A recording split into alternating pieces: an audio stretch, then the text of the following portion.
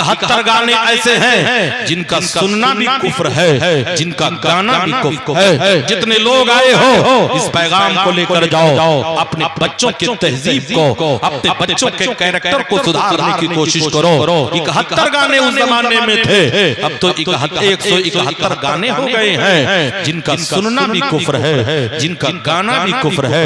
हजरात उन बोल के चंद जुमले में बताना चाहूंगा, हजरात खुदा जब भी जमीन पे आसमां से देखता होगा, ये गाना भी कुफ्र है, इसका सुनना भी कुफ्र है।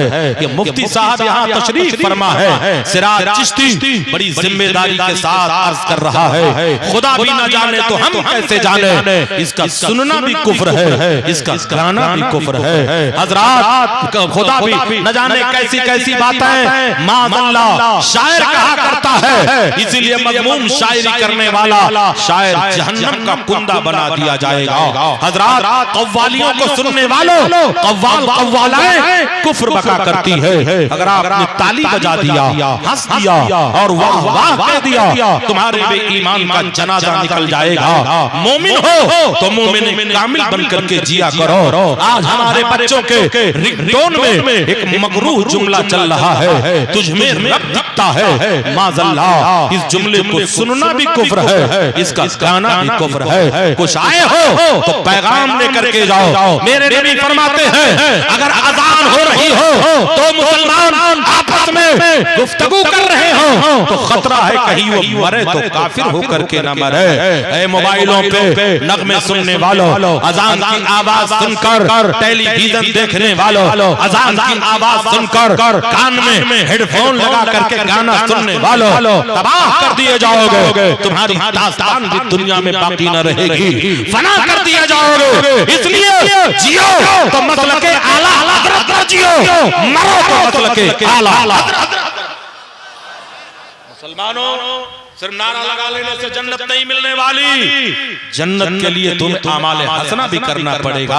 हजरात मस्जिद तो बना ली पल भर में, ईमान के हरारत वालों ने मन अपना पुराना पापी है, बरसों से नमाजी बन न सके। हर वक्त पर इन्हीं उलमा ने तूफान बदतमीजी का मुकाबला किया है।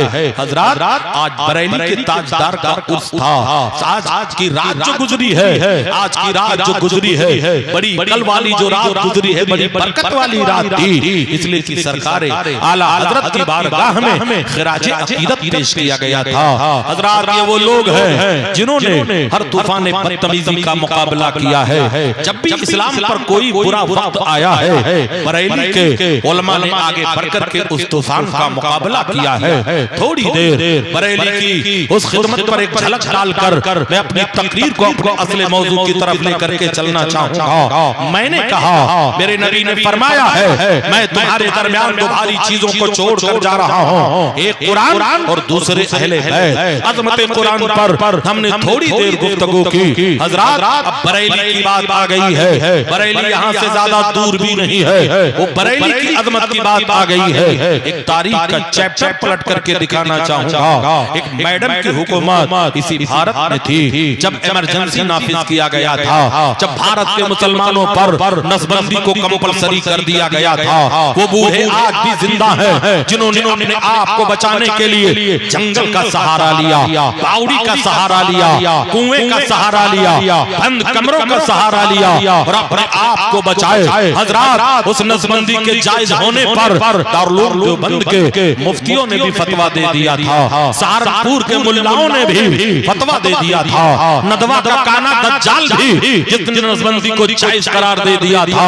तब ऐ मुसलमानों बरेली में रजा के कछार का एक शेर था जिसे मुफ्ती आजम हिंद कहा जाता है, जिन्हें शबीह गौसे आजम कहा जाता है। सरकार मुफ्ती आजम हिंद ने कलम उठाया और तहरीर किया नसबंदी हराम है, हराम है, हराम है। ये आवाज जब ऐवान बातिल से टकराती है तो हर जमाने में जमीर फरोश मुल्ला थे, कुछ मौलवी दौड़कर हुजूर मुफ्ती आजम हिंद की खिदमत में गए, कहा मौलाना अपना फतवा वापस ले लो।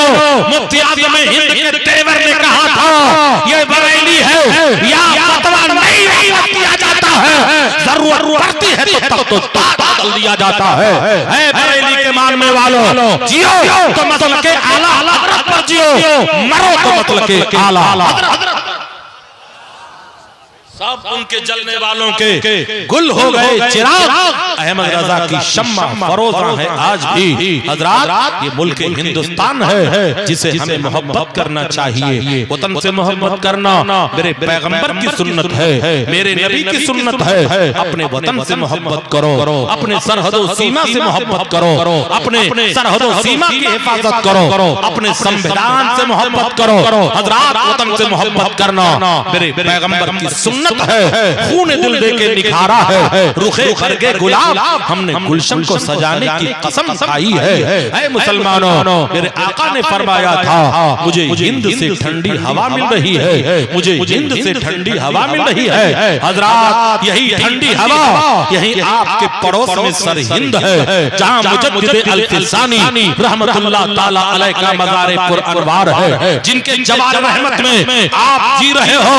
हजरात अकबर आजम का इल्हाद जब चला था, अगर मुजद्दिद आजम ने आगे बढ़कर मुजद्दिद अल-फिसानी ने बढ़कर अगर अकबर के उस हुकूमत का कला लगाना किया होता तो आज पूरा भारत गुमराह हो गया होता।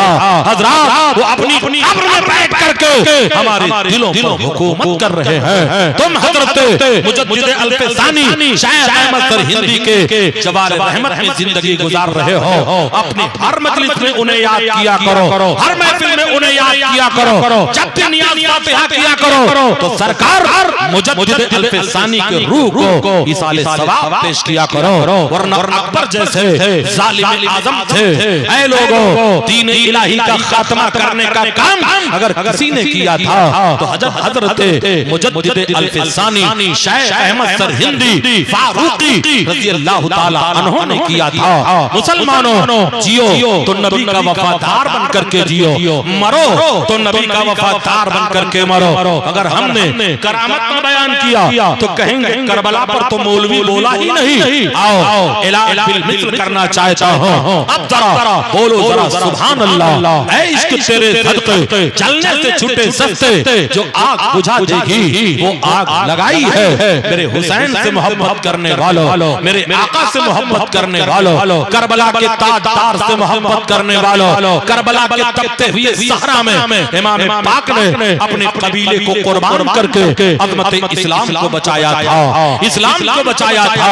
ऐ मुसलमानों, वरना यजीद जो इस्लाम का चेहरा मस्ख कर दिया था, यजीद वो था जिसने खाने काबा के गिलाफ में आग लगवाया था। यजीद तो वो था जिसने मिंबर रसूल पर पत्थर बरसवाए थे। यजीद तो वो था जिसने सगी बहन और सगे भाई से रिश्ते को जायज करार दे दिया था।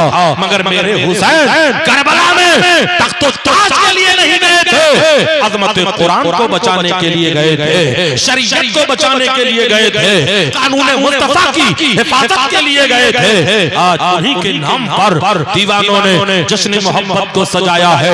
ऐ लोगों, अगर हुसैन पाक को मोहब्बत से कोई फरियाद कर ले तो उसकी फरियाद पर लब्बैक कहते हैं। हजरात इसी मोहब्बत के तनाजुर में वो वाकया मैं पेश करना चाहूंगा। वाकया हिंदुस्तान का है। एक बहुत बड़े आलिम रब्बानी हजरत रईसुल कलम हजरत अल्लामा अरशदुल क़ादरी साहब क़िबला अलैहि रहमत व रिज़वान एक वाकया अपनी मशहूर ज़माना किताब लाला ज़ार में नक़ल फरमाते हैं। वो वाकया क्या है हजरात? वो वाकया मैं तहरीर नहीं कर रहा हूँ बल्कि आपको गोशगुजार कर रहा हूँ। हजरात बताना चाहूंगा, उत्तर प्रदेश की सरजमीन पर एक शहर है जिसे जौनपुर कहा जाता है। जौनपुर से 13 किलोमीटर की दूरी पर एक गांव है जिसे नूरुद्दीनपुर कहा जाता है।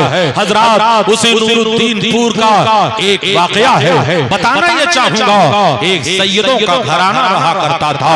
सैयद शरीफ उस घराने के कमांडर का नाम था। हर 10वीं मुहर्रम को वो सबील भी पिलाया करते थे, खिचड़ा भी खिलाया करते थे, गरीबों में खैरात भी बांटा करते थे। हजरात एक 10वीं मुहर्रम का वाकया है। सैयद शरीफ की बीवी सैयदा ने ऐ लोगों, चांदी का सिक्का गरीबों में तकसीम करना शुरू कर दिया, गरीबों में बांटना शुरू कर दिया। बगल में एक सुनारन रहा करती थी जिसका नाम लक्ष्मी था। आई कहा, बहन तुम्हारे घर में ये नया तरीका क्या हुआ है, आज फकीरों को चांदी का सिक्का बांटा जा रहा है। तो सैयद शरीफ की अहलिया ने कहा, तुम्हें मालूम नहीं कि मेरे घर में एक बेटा पैदा हुआ है, उसी बेटे को हमने चांदी के सिक्के में तौल कर इमाम हुसैन के नाम पर सदका कर दिया है। कहा ऐसा क्यों किया है?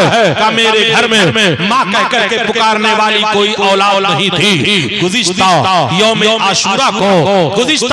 आशूरा को मैं रोजे से थी, इफ्तार के लिए जब बैठ जाती हूँ तब मैं रो पड़ी, ऐ काश मेरा कोई बच्चा होता तो अपनी माँ के साथ रोजा इफ्तार करता। मेरे आंखों से आंसुओं के कतरे जारी हो गए। मेरे घर की औरतों ने इमाम हुसैन रज़ी अल्लाह ताला अन्हु के नाम पर बनी हुई सबील को, दूध के शरबत को एक गिलास लेकर के मुझे पिला दिया और दुआ किया, या अल्लाह करबला वाले के सदके में इसकी गोद को हरा कर दे। तुमने देखा करबला वाले राजकुमार के सदके में अल्लाह ने मुझे चांद जैसा बेटा दिया है। आज मैंने उसी बेटे को चांदी के सिक्के में तौल कर खैरात किया है। इतना सुनते ही लक्ष्मी भी रो पड़ी। हजरत सैयदा ज़ादी ने कहा, आप क्यों रो रही हो? मैंने तो तुम्हारी कोई दिलादारी नहीं की। तब रो करके कहने लगी, इसलिए मैं रो रही हूँ जिस खंजर से तुम्हारा कलेजा जख्मी था उसी खंजर से मेरा भी कलेजा जख्मी है। मेरे घर में भी कोई औलाद नहीं है, मैं इसलिए रो रही हूँ। क्या मुसलमानों के देवता मुझ अभागन पे कृपा करेंगे? तब हजरत सैयदा ज़ादी ने कहा था, ये दरबारे मोहम्मद है, यहाँ अपनों का क्या कहना, यहाँ से हाथ खाली गैर भी छाया नहीं करते। आपने शरबत का गिलास भरा और लक्ष्मी को पिला दिया। कहा, जाओ अल्लाह तेरा भला करे। वो अपने घर गए। एक वक्त आता है अपने शौहर सुंदरलाल को आकर के खुशखबरी सुनाती है, ऐसा लगता है करबला वाले राजकुमार के सदके में खुदा ने मेरी दुआ कबूल कर ली है। मैं उम्मीद से हो रही हूँ, मैं माँ बनने के मेरे अंदर आसार पाए जा रहे हैं। हजरात 9 महीने के बाद उसके घर में शहनाई बज रही है। एक चांद जैसी बेटी उसके शिकम से पैदा होती है। जितनी हसीन थी, इतनी खूबसूरत थी कि एक फूल का नाम लाला रखा गया है। ये पहाड़ियों में खिला करता है, पहाड़ी और जंगलात में खिला करता है। बड़ा लाल कलर का बड़ा हसीन खूबसूरत फूल होता है। उसकी बेटी का नाम लाला रखा गया। हजरात उसकी बेटी ने जब जवानी के दहलीज पे कदम रखा तो बड़े बड़े राजकुमारों के यहाँ से उसके हुस्न की बुनियाद पर रिश्ते आने लगे। जौनपुर के राजा का रिश्ता भी आता है, उसके बेटे के घर से भी रिश्ता आता है, मगर लाला ने सारे रिश्तों का इनकार कर दिया। एक दिन सुंदर लाल अपनी बेटी के पास गया। कहा, हर बाप की ये जिम्मेदारी है कि अपनी बेटी की के रिश्ते के लिए वो सोचे, बता तुझे कैसा वर चाहिए, तू रिश्ते का इनकार क्यों करती है, तुझे पति कैसा चाहिए? उस लड़की ने कहा, मुझे ऐसा पति चाहिए जिसने अपनी जिंदगी में भी किसी पराई नारी को कभी गलती से भी न देखा हो। हजरात ऐसा पति मिलना बड़ा दुश्वार था, मगर कहते हैं बहुत कोशिश के बाद एक लड़का मिल गया जो 4 साल की उम्र में अपने घर को छोड़ा था। एक जंगल में एक ऋषि मुनि के साथ रह करके तपस्या किया करता था। रिश्ता तय हो गया। इधर जौनपुर के राजा का बेटा राजकुमार अपनी ताया के जरिए सुंदरलाल के घर रिश्ता भेजता है। इसने रिश्ते को ठुकरा दिया। उसने अपनी माँ से कहा, अगर लाला का डोला मेरे घर सच करके नहीं आया तो याद कर ले मैं जहर खा करके मर जाऊंगा। तब उसकी माँ ने कहा, तुझे मरने की कोई जरूरत नहीं, अगर आसानी से उसने शादी कर दी तब तो कोई बात नहीं, वरना जबरदस्ती दुल्हन की पालकी उठाकर हमारे राज दरबार में लाया जाएगा। तुझे घबराने की जरूरत नहीं है। इधर लाला का रिश्ता तय हो गया। वक्त मुकर्ररा पर हजरात बारात जो आती है जौनपुर से आती है, नूरुद्दीनपुर में आती है। हजरात बारात आई, शहनाई बज रही है, दूल्हा दुल्हन को लोग बधाई दे रहे हैं। सैयद शरीफ की बीवी ने जाकर उस बेटी को दुल्हन बनाया, उसके हुस्न को सजाया। जब दूल्हा दुल्हन आपस में रिश्तों के जोड़ जोड़ में 7 फेरे के बाद जब आपस में अज़दवाजी जिंदगी गुजारने के लिए पालकी में सवार होते हैं, इधर राजपूत का बेटा है 21 कड़ियल नौजवानों को लेकर रास्ते के जंगल में छुपा है। जैसे ही पालकी आए, पालकी का अगवा करके इसके शौहर का कत्ल करके लड़की का अगवा करके हमारे राज दरबार में पहुंचाया जाए। हजरात कहते हैं रात चांदनी थी, उजाली फैली, उजाली रात थी, चांदनी फैली हुई थी। हजरात जैसे ही ये बारातियों की जमात आगे बढ़ती है, घने जंगल के करीब पहुंचती है, 21 लोगों ने हमला कर दिया। बाराती भाग गए, कहार भी भाग गए, दूल्हा दुल्हन के पालकी को उठाकर जंगल में ले गए। उसने कहा इसके पति को बाहर निकाल करके इसकी गर्दन मार दो। जल्लाद आगे बढ़ा, उसके पति को घसीट करके बाहर लाया और जैसे ही गर्दन मारने के लिए तलवार को उठाया, लाला सुर्ख जोड़े में बाहर निकल करके खड़ी हो गई। उसके हुस्न को देखकर उसके हाथ से तलवार गिर जाती है, कांप जाती है। उसने ललकार कर कहा, ओ बुज़दिलो, मेरे पति को कत्ल करने से पहले मेरी जान ले लो। तब उस रात कुमार ने कहा था, इस फकीर के साथ तू कहां जा रही है? मैं तुझे तेरे मांगों को आसमान के तारों से सजा दूंगा, तेरे कदमों पे दुनिया की सारी दौलत ला करके इकट्ठा कर दूंगा। उसने थूक दिया, कहा मेरा गरीब पति, मुझे मुबारक हो, तेरे सल्तनत से मुझे कोई सरोकार नहीं, तेरी दौलत से मुझे कोई मतलब नहीं। ये कहकर जैसे ही उस जालिम ने तलवार उठाई कि इसको मार दिया जाए, इतने में लाला खड़ी हो गई। माबूदा ने बातिल को पहले दुहाई दिया। जब कहीं से कोई जवाब ना मिला, तब लाला ने अपना चेहरा करबला की तरफ करके कहा था, ऐ करबला के राजकुमार, आज एक औरत की इज्जत और आबरू खतरे में है, बचा लीजिए। इतना कहना ही था। एक तूफान आता है और एक तलवार नमूदार होती है जो 21 गर्दनों को काट करके खाको खो। ऐ मुसलमानों, इस वाक़े के बाद लोग बेहोश हो गए, लोग बेहोश हो गए।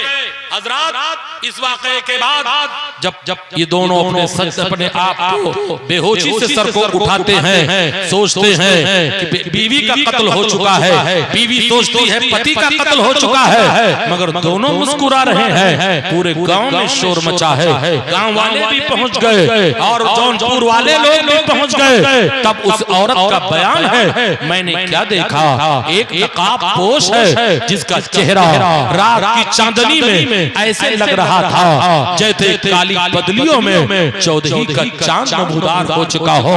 मैंने दामन को पकड़ लिया, मैंने कहा, ऐ आने वाला, तू कौन है? महाराज तुम कौन हो? तब जवाब मिला, तुमने किसको पुकारा था? उसने कहा, मैंने करबला वाले आका को पुकारा था। पता क्या चला, मेरा हुसैन कल भी जिंदा था, आज भी जिंदा है, सुबह क़यामत तक जिंदा रहेगा। तू जिंदा है अल्लाह, तू जिंदा है अल्लाह। मेरे चश्मे आलम से छुप जाने वाले, चमक किससे पाते हैं? सब जानने वाले, मेरा दिल भी चमका दे, चमचम वाले। नबी रहमत सल्लल्लाहु ताला अलैहि वसल्लम के सदक़े में अल्लाह ताला हमारी हाजिरी को कबूल फरमाए। जबरदस्ती दोष देने से कुछ मतलब नहीं निकलने वाला है। हाजमा अगर दुरुस्त यूं ही हो जाए तो अल्लाह ताला आपकी हमारी मग़फ़िरत फरमाए, इस जलसे को कामयाब करे। यहाँ की कमेटी, यहाँ की ट्रस्टी, या अल्लाह जो आया है उसका भी भला फरमा, जो नहीं आया है उसका भी भला फरमा। मौला ताला अपने हबीब के सदक़े में हमारे मुल्क की हिफाजत फरमा, सरहद और सीमा की हिफाजत फरमा। मौला ताला नबी रहमत के सदक़े में गजा फ़लस्तीन के मज़लूमीन की हिफाजत फरमा। कुछ रहे या ना रहे, पर ये दुआ है कि अमीर नज़ाकत मेरा ईमान रहे। मौला ताला अपने हबीब के सदक़े में हमारी हाज़िरी को कबूल फरमा ले। कुछ रहे या ना रहे, पर ये दुआ है कि अमीर नज़ा के वक्त सलामत मेरा ईमान रहे। हिलाल आलमीन इस शहर के तमाम सुन्नी इदारों की हिफाजत फरमा, मस्जिदों की हिफाजत फरमा, खानकाहों की हिफाजत फरमा। चलते चलते पैगाम आला हज़रात, लड़कियों का रिश्ता भी अगर ढूंढा करो तो वफादारी नबी के घर की बेटी बहू बनाया करो और अपनी बेटी को अगर दुल्हन बनाया करो तो किसी वफादार नबी की दुल्हन बनाया करो।